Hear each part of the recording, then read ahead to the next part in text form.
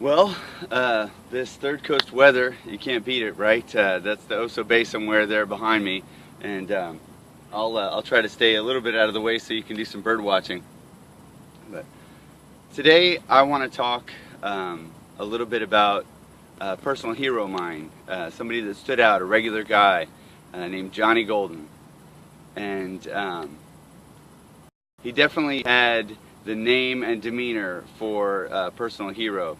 A name like Johnny Golden, and the guy was 6.5 feet tall, had the voice of a radio announcer, bald as a billiard ball, and he was a regional manager over a lot of the things that I did, and a really pretty incredible person.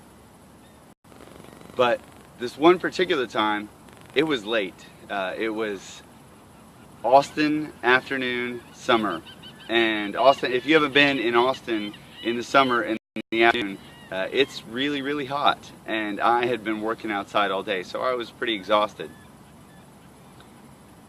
And Johnny asked me to do something that was normally outside of the scope of what I did. There was a whole lot of just garbage, just big pieces of wood and piles of stuff that needed to be broken down and put into a dumpster. And I was still young and thought that maybe I, with my current title, should not be doing that, but I did. And so I started putting it in there, and I started filling the dumpster, and it got to the point where the dumpster was full and needed to be mashed down. And Johnny Golden came up to see how I was doing and check on me, make sure everything was okay. And he said, "Hey, how's it going?" And I said, I'm done. I'm going home." He said, "Well, there's still a lot of work to do." So one more relevant, important thing about Johnny Golden, he was always dressed to the nines. Johnny wore fancy pants and $150 shoes, and always looked like he was ready to go meet the President of the United States at any given moment. And so when I said, "I'm done," he said, "No, just go jump on it, and you can squish it all down." And I said, "Johnny, I'm not going to do that." And Johnny didn't hesitate. He, in his fancy, nice pants and his $150 shoes, climbed right up into the dumpster and started smashing that stuff down. And early in my career, I think that was a really important moment, because Johnny Golden, without saying a word, without being the boss, he became a leader.